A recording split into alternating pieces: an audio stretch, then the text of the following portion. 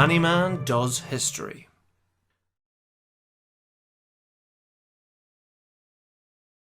The Middle East is often known as the cradle of civilization, as it was here, particularly between the Tigris and the Euphrates rivers, that the first major cities of people began to sprout up.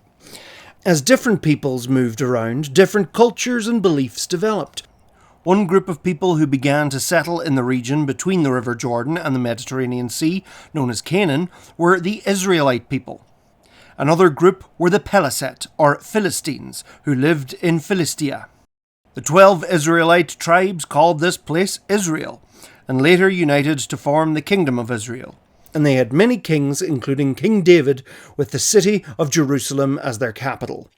They built their temple in Jerusalem, and later the kingdom would divide into Israel and Judea, from which they would get their name, the Jews.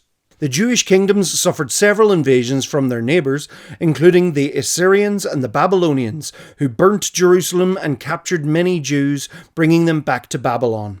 Where many at this time believed in loads of different gods, the Jews believed in one God, whom they called Yahweh. They believed that God had promised Israel to them, and that they were his chosen people, and their desire to return to their homeland of Israel, or as they often named it, Zion, became a part of their religion and culture.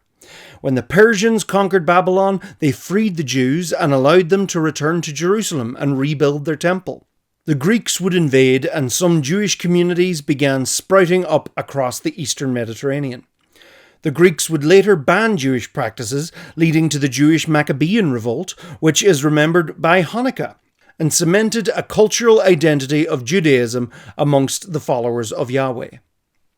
Ultimately, the region became engulfed by the Roman Empire. The Greeks and Romans called this southern region Palestine, named after the Philistines, where the city of Gaza was built. The Jews believed God would send a great hero to save them from their oppressors, the Messiah. There were some who believed a young carpenter from Nazareth named Jesus Christ was the Messiah, though his leadership from oppression was more on a spiritual level. Nonetheless, his preaching of love and peace gained him many followers, many believing him to be the Son of God. Not long after arriving in Jerusalem, Jesus was arrested by Jewish authorities and executed by the Romans. Many believed Jesus rose from the dead, becoming even more powerful. Those who began to follow him became known as Christians, and they began to spread the teachings of Jesus, becoming a new religion. Many of the Jews who didn't believe in Christ's divinity rebelled against the Romans, resulting in the Roman destruction of the Jewish temple and indeed Jerusalem itself, the Romans replacing it with their own colony, Aelia Capitolina. The Bar Kokhba revolt saw the Jews in Judea utterly defeated by the Romans, who placed punishing laws against them, banishing them from Jerusalem, wiping the name Judea off the map, and renaming it Syria Palestina. In the wake of the backlash, Christians further distanced themselves from the Jewish faith. Jewish culture then became mainly centred around Galilee and more dispersed across the empire. Some Jewish communities began travelling across Europe, settling in different places, but were often looked upon in suspicion with their strange language and traditions, sadly often being persecuted and/or driven away. The Roman Empire itself ultimately became Christian, but as Rome's power in the east began to diminish, the Eastern Empire, and indeed Palestine, became controlled by the Byzantines in Constantinople, who began to colonize Palestine with Christians. The Persians conquered the land of Palestine, and for a time, Jews were allowed to return to Jerusalem, before being kicked out in favour of Christians. Down south in the city of Mecca, the Prophet Muhammad had been developing a new understanding of God, whom they called Allah. Fleeing initial persecution for his beliefs in Mecca, Muhammad settled in what became Medina, and he initially established a multi-religious Islamic state around the city. He had hoped the Jews and Christians in Arabia could embrace these new beliefs, but many Jews believed Islam contradicted their traditions, and fearing them as a challenge to his authenticity as God's prophet, Muhammad exiled the Jews from Medina, so conflict with the Jews and Muslims began. Many Muslims believed Muhammad, while in Jerusalem, had ascended into heaven and talked with the holy prophets, so the city of Jerusalem indeed was an important place for now the Jews, Christians, and Muslims. Meanwhile, the Christian Byzantines defeated the Persians and regained Palestine. The Prophet Muhammad had died, but his followers began to conquer Arabia. Not long after, the Arabs conquered Palestine, and as they conquered across the Middle East and North Africa, so went with them the Islamic faith. In Jerusalem, Muslims built the Dome of the Rock on the site of the first and second Jewish temples, to mark where they believed Muhammad ascended into heaven. Palestine would come under control of various caliphates and empires over the next few centuries. Despite all these conquests, most of the Palestinians living there were still descended from the ancient people of Canaan, Jews, Muslims, and Christians alike, just under new management. In Europe, Christians were banned from lending money with interest by the church, being seen as sinful. Jews living in Europe were often blocked from owning land, so some Jews got into the business of money lending, trading, and insurance to earn their pay. Often, lords and kings looking for access to flexible finance would bring in Jewish communities to lend money, but when the peasants began to rumble about taxes and the king's overspending on wars and luxury, the king would often direct the people's anger at the Jews. Not liking that the Holy Lands were now in control by Muslims and the Byzantine Empire was dwindling in power, the Roman Catholic Pope called on European powers to go on holy crusade and take the Holy Lands in the name of Christianity.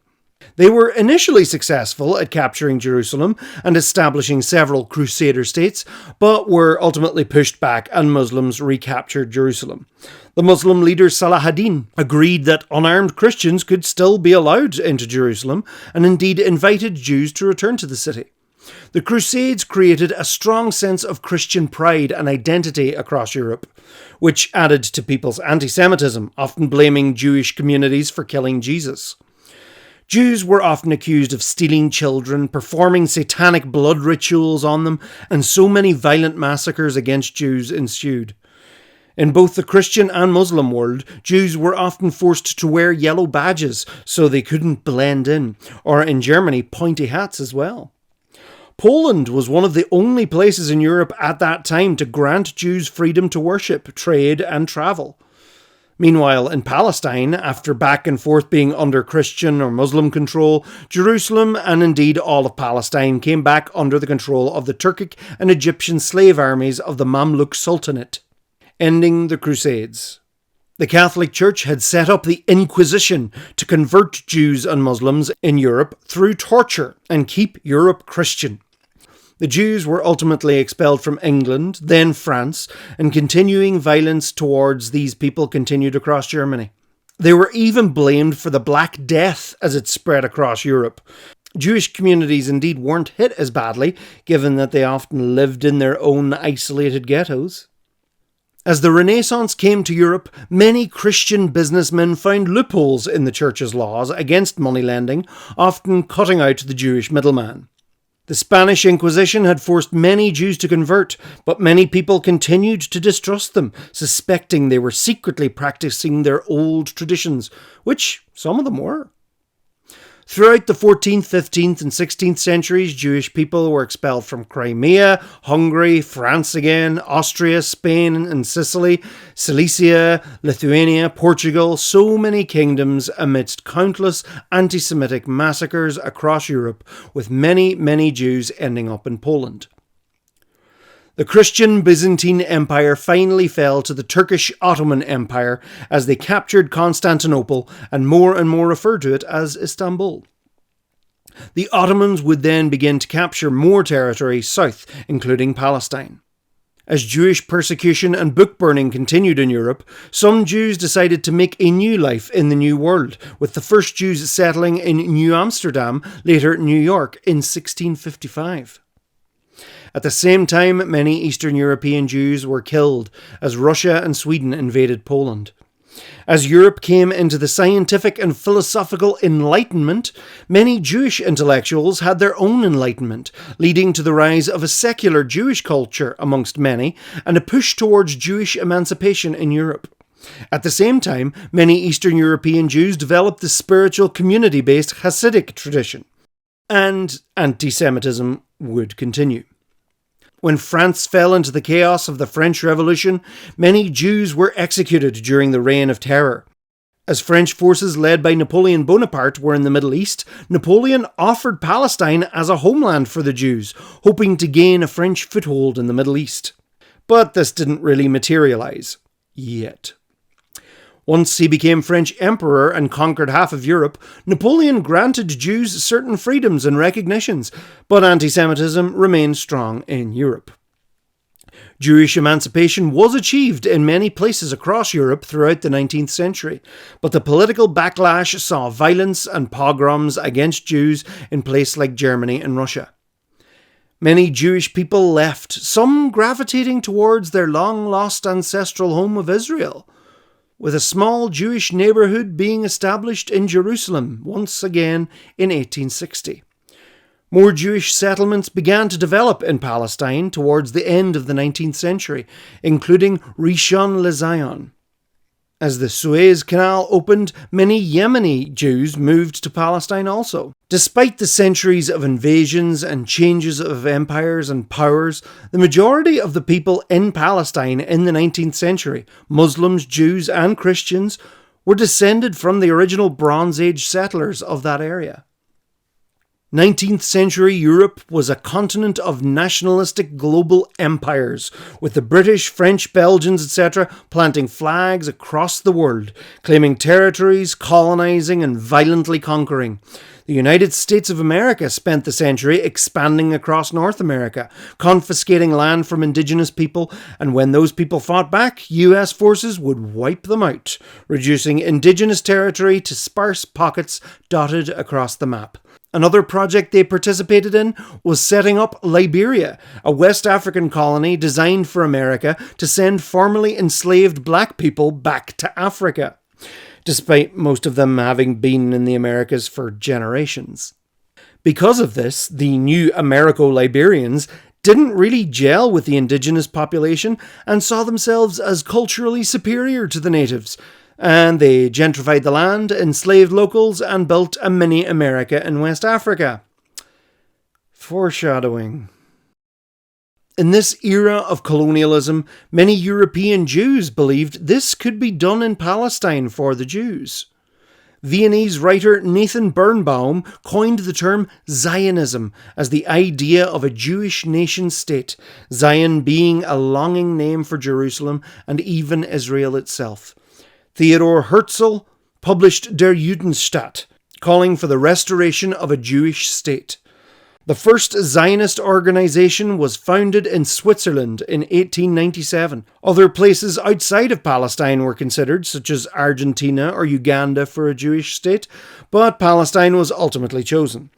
And Zionists began investigating Palestine throughout the 1900s, as some wealthy benefactors and private donations helped begin the purchase of land in Palestine for the project, despite local Arab Palestinians already not liking the idea of a sudden influx of European colonists taking their land.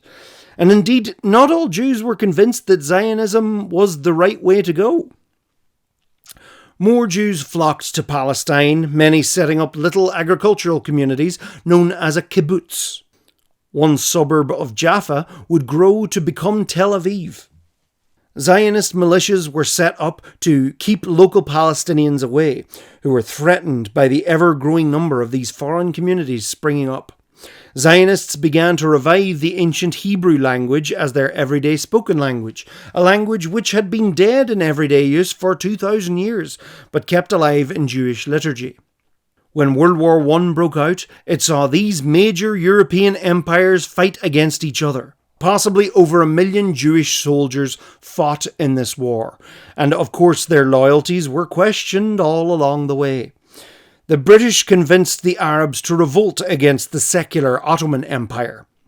As the British captured the region, Foreign Secretary Arthur Balfour wrote a letter to Lord Rothschild, one of the leaders of the British Jewish community, promising Britain's support of a Jewish national home on Arab land. recognizing that European Jewish colonists right in the middle of the Middle East would be a strong ally to further destabilize the region. After the war, Muslim Christian associations came together in Palestine in the Arab Congress to promote Arab unity and to oppose the Balfour Declaration. The defeated Ottoman Empire was dissolved, and much of the territory was divided up by Britain and France, actively drawing the borders to keep the Arabs divided. Ronald Storrs, the newly appointed British governor of Palestine, compared the new Jewish colonies in Palestine to England's historical colonisation of Ulster in the 1600s, and how that grew to fruition in an Irish province deeply loyal to Britain. The Yishuv, the ever-growing Jewish community in Palestine, established the Assembly of Representatives and the Jewish National Council to further organise themselves together. Meanwhile, during all of this, over 100,000 Jews were killed in pogroms during the chaos of the Russian Civil War. In Paris, the world powers were convening in Versailles and began establishing some new nations based on historical ethnic groups. Emir Faisal outlined a case for the independence of Arab countries. However, in 1922, the League of Nations decided Britain was indeed in charge of British-mandated Palestine, with a view to establish a Jewish state. It suited many European nations to potentially get rid of their Jews, offloading them to Palestine. Fresh off terrorising the people of Ireland, who had been fighting for their independence, some of the auxiliaries and the Black and Tans, the heavy-duty police force who terrorised and murdered Irish civilians and committed several atrocities, were now sent to do the exact same thing to the Palestinians, who were not happy with the increased influx of European Jewish colonists into the region. Mass protests, violence and riots ensued from the Palestinians throughout the late 1920s and 30s, as it became clear that the British were very much favouring the new Jewish colonists. Jewish settlers organised a paramilitary group called Haganah to fight Palestinians. The entire situation was made worse by the huge rise of anti-Semitism in Europe, particularly in Germany. The Nazi Party blamed the Jews for selling out Germany at the end of World War I, spreading age-old conspiracy theories like secretly controlling the world through banking and media, and indeed, like any other century, when times were tough and the working class were beginning to direct their anger towards the wealthy, the finger was pointed at the Jews, and indeed not just the wealthy ones. The Nazis came to power in 1933, and many Jews fled Germany, some to neighbouring countries, some to the new Jewish nation-state in Palestine, some partially with help from a divisive agreement with Nazi Germany. Germany brought in laws to legally discriminate against Jewish people, loosely based on the tried and tested Jim Crow laws of the southern states of America. The Palestinians led a 6-month general strike, followed by a rebellion throughout the late 1930s, opposing ongoing Jewish colonisation. The UK Peel Commission in 1937 recommended that Palestine should be partitioned, separating the Palestinians from the Jewish state, because the conflict seemed irreconcilable even then. Britain tried to limit Jewish immigration with quotas. This all seemed to be getting out of hand for the British, as Zionists and Palestinians were at each other's throats.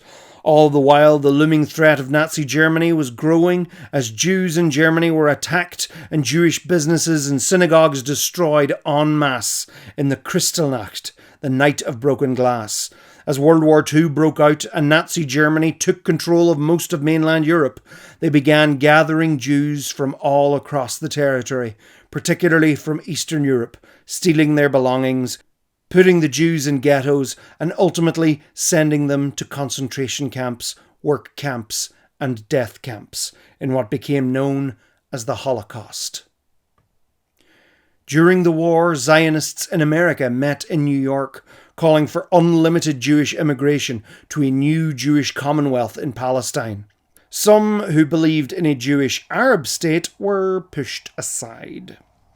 After shipping all of the Jews off to Madagascar proved too impractical, the Nazi regime hoped to use the fog of war to commit heinous atrocities, and they exterminated 6 million Jewish people, along with several million other minorities, including Romani people, disabled people, and queer people. Sadly, many countries actively helped Germany in their final solution, anti-Semitism being alive and well across Europe, although Denmark managed to save most of their Jewish population by allowing them to escape to neutral Sweden. Big it up, Denmark. Thankfully, Germany lost the war, and many of the concentration camps were liberated, though many's experience beyond the camps was just as bad, being abused by soldiers, and many finding their homes stolen by other locals. The newly formed United Nations would go on to recognise genocide as an international war crime based on the work of Raphael Lemkin. Many European Jews left Europe, many moving to America, many moving to the ever-strengthening Jewish state in Palestine. Some Arab Palestinians took in Jewish refugees amidst the aftermath of the Holocaust. Now, more than ever, do Jewish people feel the need for securing a Jewish state for a Jewish people, independent even from their British overseers. With more and more paramilitary terrorism and Britain in a bad state after the war, Britain suggested it might relinquish control of Palestine. The United Nations now proposed a plan of partition between a Jewish state and an Arab state, with Jerusalem itself under UN control. None of this was implemented, though, as it sparked a civil war between the Jews and Arabs, as the 2/3 majority Arabs would be getting less than half of the land. In 1948, as Britain planned to withdraw, Zionists declared independence, and the State of Israel was created with its capital in Tel Aviv. Neighbouring Arab states invaded Israel, becoming the Arab-Israeli War. Israeli forces swiftly expanded the territory, forcing 750,000 Palestinians off their land, and crammed into territories around Gaza and the West Bank of the River Jordan. Many fled to neighbouring countries as refugees. Over 500 towns were emptied of Arabs and either destroyed or repopulated by Israelis. This catastrophe is known as the Palestinian Nakba. The UN appointed a mediator in Palestine, but Zionists would soon assassinate him. The UN continued to try and maintain control over the worsening situation for Palestinians, continuing to call for Jerusalem to be under international regime and Palestinians to have the right to return to their homes. As Britain's influence in global politics dwindled, the United States took its place, and with that, huge support, funding and weapons for Israel came from the USA. Israel negotiated an armistice with its neighbouring Arab states, Lebanon, Syria, Jordan and Egypt. Jordan would assume control of the West Bank, Egypt would control the Gaza Strip, while Israel proclaimed its capital to be Jerusalem, against UN resolutions. Over the following years, many Arab Jews from across the Arab world were convinced by Israel to migrate and detach from their Arab heritage. Israel established the Jewish law of return for any Jews across the world, automatically gaining Israeli citizenship if they want it, whether or not they've ever set foot anywhere near Israel. Palestinians living in exile did not share that luxury, with many of their descendants never even being allowed to visit their homeland. The UN established UNRWA to help with the Palestinian refugee crisis. Egypt had been blocking Israeli ships from the Suez Canal and the Straits of Tiran, resulting in Israel invading the Sinai Peninsula, with France and Britain getting involved too. Amidst this new Cold War era, the two new superpowers, the USA and the Soviet Union, told both sides to stand down. Many Palestinian diaspora formed the Fatah movement, aiming for Palestinian liberation. In 1964, the Arab League Summit met in Cairo and called for Arab unity, and from this, the Palestinian Liberation Organization, or the PLO, was formed in Jerusalem, while Israel's treatment of Palestinians was becoming more and more brutal. The PLO's initial goal was to destroy Israel and establish a secular Palestinian state in the territory. After years of Egypt blocking Israel's access to the Suez Canal, 1967 saw Israel at war with Egypt, Jordan, Syria and Iraq. The Six-Day War saw massive gains for Israel as it took control of Golan Heights from Syria, the West Bank from Jordan and the entire Sinai Peninsula from Egypt. This greatly bolstered Israeli nationalism, having fought off their enemies and conquered new territory. The US greatly got behind Israel during this war, as it allowed them to destabilize the growing power of a secular Egypt in the Middle East. They thought that more radical Islamism was easier to control. Around this time too, Israel was rumoured to have developed nuclear weapons, though it has never been 100% confirmed.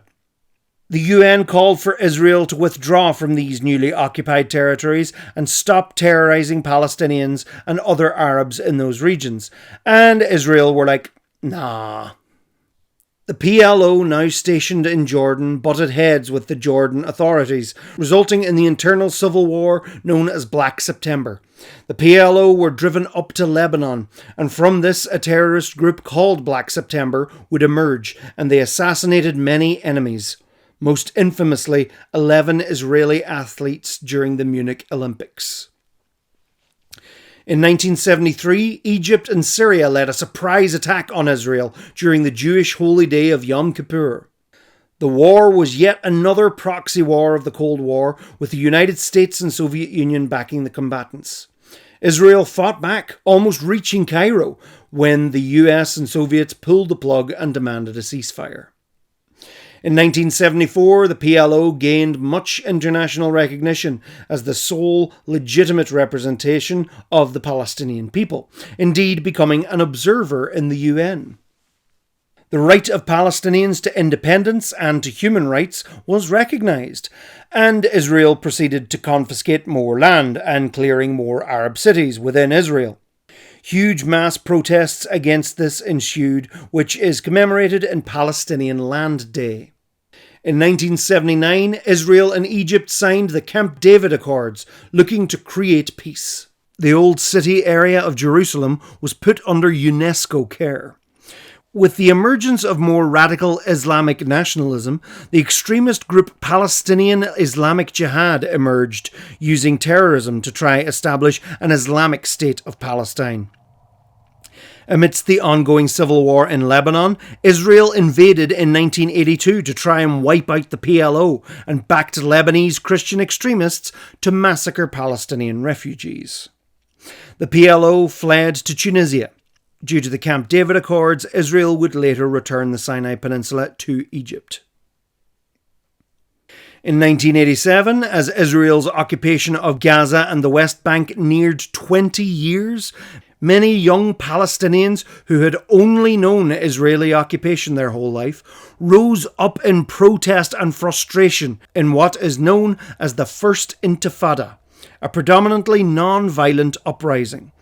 Out of this, however, some hardline Palestinians formed the Islamic resistance movement Hamas, advocating the destruction of Israel. Amidst the Intifada, the PLO declared the State of Palestine's independence, while still in exile in Algeria in 1988. Despite the declaration, Gaza, the West Bank, and indeed Syria's Golan Heights continued to be occupied by the Israeli Defense Forces. After the collapse of the Soviet Union, there was a huge influx of Jews from those territories who had had limited travelling ability during the Soviet era. More peace talks would ensue in the early 90s, ultimately leading to the Oslo Accords, which were signed by Israel and Palestine, aiming for a two-state solution, with the PLO, led by Yasser Arafat, recognising Israel's existence and only seeking to solidify the Palestinian state in Gaza and the West Bank, and allowing Palestinians more autonomy within that territory. The Israeli Prime Minister Yitzhak Rabin was assassinated by an Israeli ultranationalist who was opposed to these moves for peace. Despite the Oslo Accords, Israel continued to limit Palestinians' freedoms, having laws that favoured Jews over non-Jews, particularly discriminating against Arabs. More and more people drew comparisons to the recently ended apartheid regime of South Africa, separating white people and black people.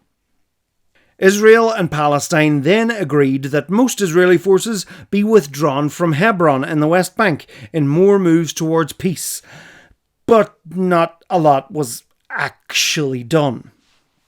Israeli Prime Minister Benjamin Netanyahu would later lose his election due to corruption allegations.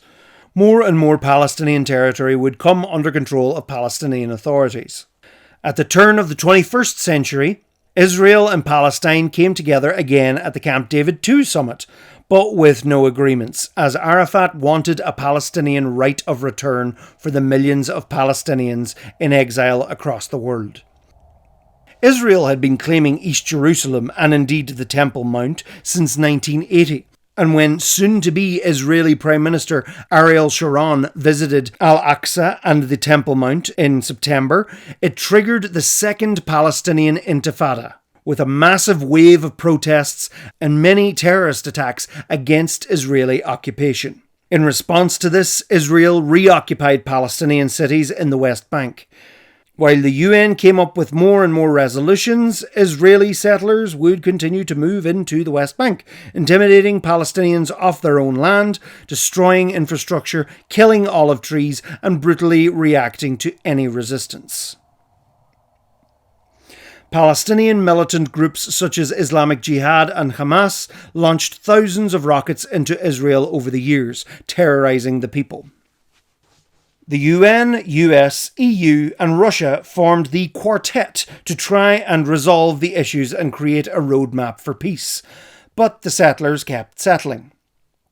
PLO leader Yasser Arafat died in 2004, which left many Palestinians without strong leadership. Israel began to disengage from Gaza in 2005, and Israeli settlers within Gaza were removed. The next year, Hamas won the legislative election in Gaza and began to take control, fighting against Fatah, the more secular Palestinian party, and took control of Gaza. Fatah would maintain control of the West Bank. At the same time, Israel now went to war with the Lebanese jihadist group Hezbollah to the north. But with Hamas's violent presence in Gaza, Israel blockaded Gaza and its nearly 2 million citizens. Over the years, they would tighten their hold on Gaza, sealing it off from the rest of the world, ultimately launching a full 22-day military assault on Gaza. Amidst the war and threat of retaliatory rockets launched from Hamas, the right-wing former Prime Minister Benjamin Netanyahu returned to power in Israel. The UN called for a ceasefire and investigated Gaza. Also, to give you an idea of scale, this is the Gaza Strip compared to New York City.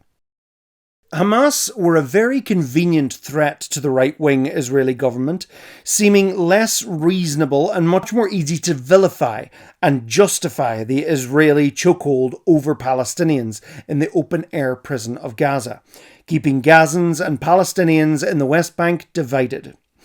In 2011, Israel obtained the Iron Dome rocket defense system to intercept Hamas rocket attacks.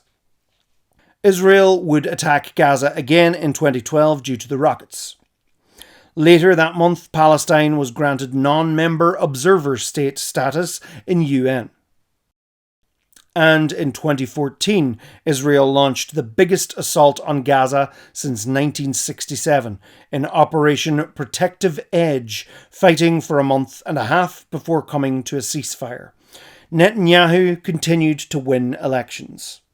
The UN deemed that Israeli settlements in the West Bank violated international law and did nothing about it. More and more support for Israel would come from Christian conservatives in America, who believed that bringing about the prophecies of the Old Testament and the Book of Revelation involved all the Jews returning to Israel. It's deeply cynical. The American Israel Public Affairs Committee, aka AIPAC, worked hard in America to ensure ongoing political support from the US. In 2017, US President Donald Trump announced America's recognition of Jerusalem as Israel's capital, not Tel Aviv, further bolstering Netanyahu's resolve that Israel's biggest supporter and funder, USA, had their back. The PLO withdrew their recognition of Israel, demanding they adhere to pre-1967 borders, which Israel showed no signs of doing, as more settlers built in the West Bank and Gaza remained surrounded. Trump would then mediate the Abraham Accords, bringing in other Arab states to create a peace plan and push business forward, leaving Palestine behind, still under siege. Under decades of pressure, occupation, persecution and violence, Hamas launched a massive, heinous attack on Israel on October 7th, 2023, kidnapping roughly 240 hostages, killing over 1,200 Israelis in bordering areas, and took the world by surprise. It was the largest attack on Jewish people since the Holocaust, and many dubbed it as Israel's 9/11. Israel's response was a relentless bombing of Gaza and a ground assault. In 1 month alone, when this script was first written, over 10,000 Palestinians were killed. As of time of publishing, April 2024, the Palestinian death toll is over 30,000.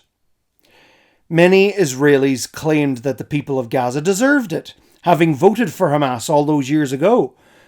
But most of Gaza's very young population weren't able to vote, or probably weren't even alive yet in 2006. Israel's incessant missiles certainly made it clear that they seemed more interested in making Gaza unlivable for its people, because those missiles didn't seem too effective at rescuing hostages. The conflict saw social media take over all sorts of narratives, with propaganda and falsities being shared constantly. I'm making this video now in an attempt to possibly help people begin to understand the long history of this situation and all of the nuance that comes with it. There's a lot not mentioned in this video, and you can let me know which bits in the comments, but this is meant to be a start in understanding this whole conflict. If you want to know more, there's plenty out there to find out. I am not, nor should I be, the last word in any of this. It is a sad irony that a state established by so many Holocaust survivors would go on to treat the Palestinians in such a way, to participate in ethnic cleansing, in genocide, and doing so in the name of self-defense and more living space. Zionists too often accuse any legitimate criticism of the Israeli state as anti-Semitism, using it as a shield. And don't get me wrong, anti-Semitism is alive and well in the world, but not all criticism of Israel is such. In fact, most anti-Semites tend to support Zionism because, again, it gives the Jews somewhere to go, not on their doorstep. It also plays deeply into the concept of ethno-states, which many in the far right are obsessed with. Israel's very public, heinous atrocities towards the people of Gaza, bombing, starvation, destroying hospitals, killing aid workers and journalists, herding most of the population towards the Egyptian border, it all only turns more and more people against Jewish people. And when Israel claims to do this in the name of all Jewish people, it actually fuels anti-Semitism, particularly amongst those who don't understand all of these nuances. One could even argue that that's what Zionists want, as they can continue to play the victim and draw more and more Jews from across an ever-increasingly hostile anti-Semitic world. South Africa accused Israel of war crimes in the International Court of Human Justice in The Hague, and Israel continued doing what it's doing. The USA has continually vetoed UN motions towards a ceasefire, helping Israel to continue pummeling Gaza and its people into the ground. They eventually abstained and allowed a vote through, but Well done, lads. By claiming that a handful of UNRWA workers were possibly involved in the October 7th attacks, Israel successfully convinced many countries to defund UNRWA and damage aid supplies to starving civilians. Israeli protesters continue to block aid trucks.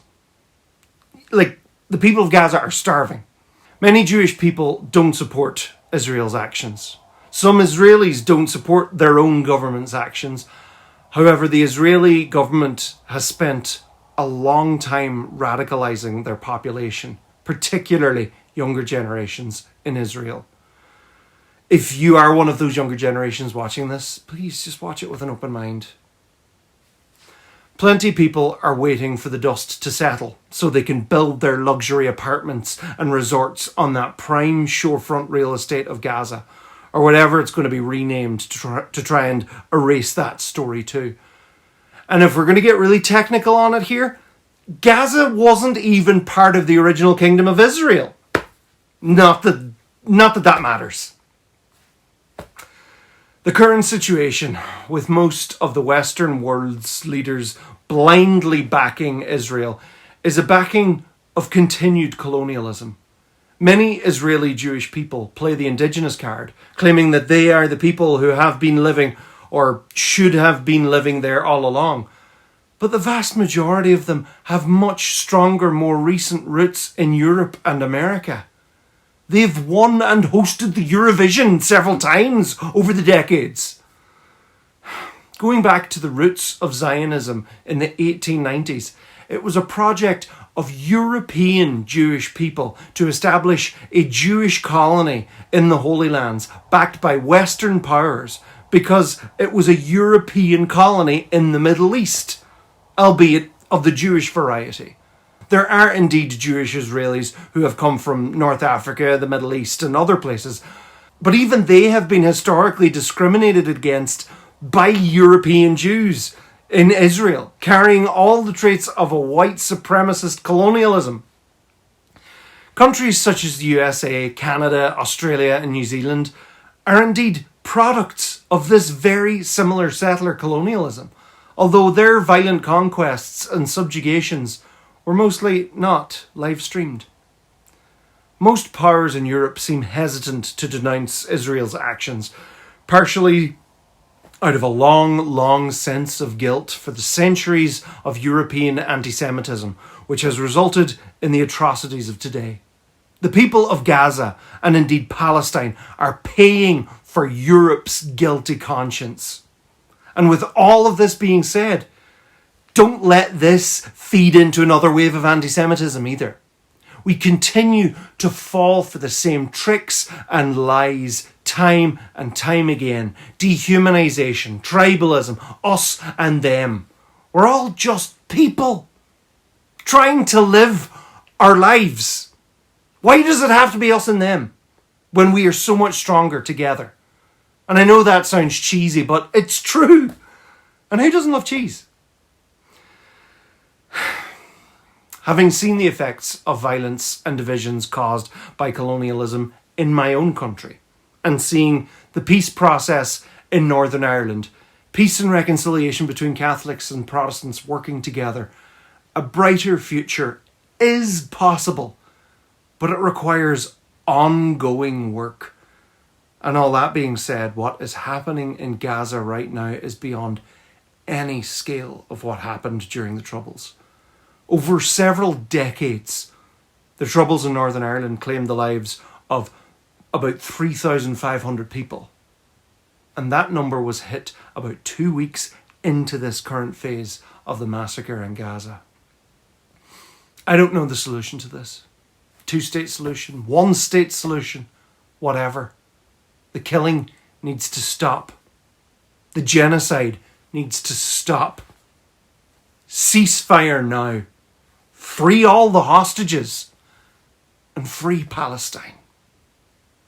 My friend Fadl Mustafa, who is indeed a Palestinian living here in Ireland, in exile, explained to me the Arabic word kahar, which is an intergenerational, slow-burning anger at the years and years of injustice, racism, dehumanization, and oppression suffered upon a people. It describes perfectly the anger which is simmering in the hearts of many at the injustice towards the now starving people of Palestine. There's all far too much to cover. There are plenty of people out there covering the ongoing events better than me. I'm a history channel, not a current affairs channel. But between IDF killing civilians, or as many have now dubbed the IOF, as opposed to Israeli Defense Forces, Israeli Offense Forces, between canal projects, gas fields, murdered journalists, destroyed hospitals and universities, self-immolation protests, the flower massacre, there's all far too much to talk about. And indeed, the current events are still unfolding. But I hope this video has given more nuance and context to the entire situation. And when people get frustrated that the history is too complicated to explain quickly, I hope this video can help. Fair enough, it's like about 40 minutes at this stage, but still. I'm going to finish with the powerful words of Rifat al-Hariri, the Palestinian writer and professor who was killed in an Israeli airstrike at the end of 2023. If I must die, you must live, to tell my story, to sell my things, to buy a piece of cloth and some strings.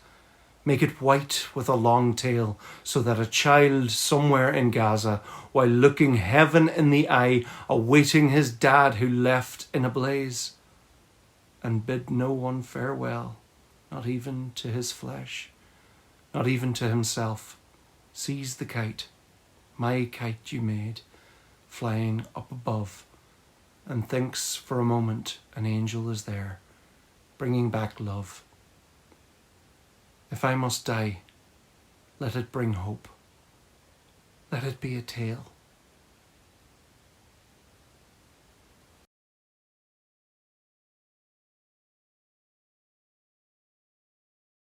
Thanks for watching, folks. I'm going to keep this brief. You've seen the monumental work that goes into these videos. This video has taken 5 months to produce, so please support my work either through patreon.com/John D Ruddy or YouTube memberships.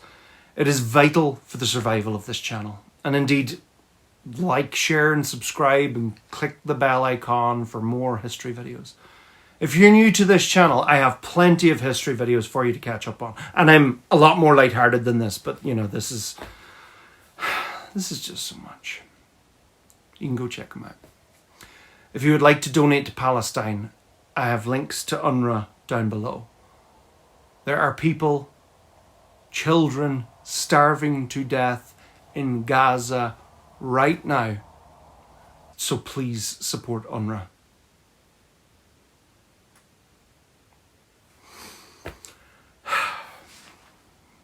You can follow all my socials. You can follow all my socials at John D Ruddy. Thank you. Free Palestine.